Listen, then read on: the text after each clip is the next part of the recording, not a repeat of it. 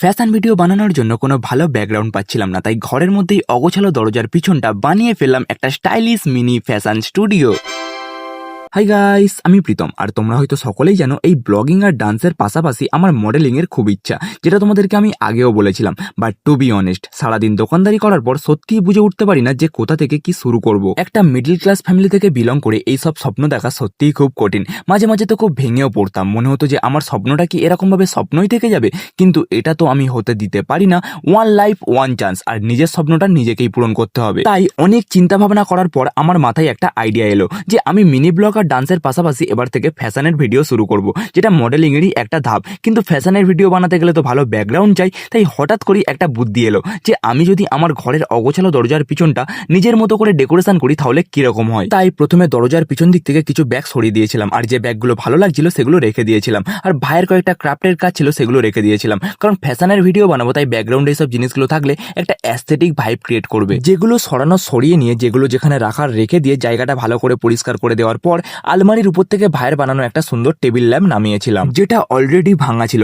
তাও ভাঙা ল্যাম্পটা নিয়ে টুলের উপরে রেখে ভালো করে পরিষ্কার করে একটা জায়গায় রেখে দিয়েছিলাম, যাতে জায়গাটা দেখতে ভিডিওতে আরো বেশি ভালো লাগে। সব ঠিক আছে, কিন্তু ফ্যাশনের ভিডিও বানাবো আর একটু জামা কাপড় না ঝুললে ব্যাপারটা ঠিক ভালো লাগে না। তাই প্রথমে আমার একটা ব্লেজার নিয়ে ওখানে ঝুলিয়ে দিলাম, আর তারপর শোকেস থেকে খুঁজে খুঁজে একটা ব্ল্যাক টি শার্ট বের করেছিলাম, যেটা আমি ডান্স বাংলা ডান্সে অডিশন দেওয়ার সময় নিজের হাতেই পেন্টিং করেছিলাম। আই নো খুব একটা ভালো হয়নি ডিজাইনটা, বাট চেষ্টা করেছিলাম। আর আমার মনে হলো এই টি শার্টটা ব্যাকগ্রাউন্ডে দিলে খুব ভালো লাগবে, কিন্তু কোথায় দেবো বুঝতে পারছিলাম না। তারপর দরজাটা খুলে দরজার উপর থেকেই আটকে দিয়েছিলাম। তোমাদের প্রীতমের বুদ্ধি একদম ঝরে ঝরে পড়ছে।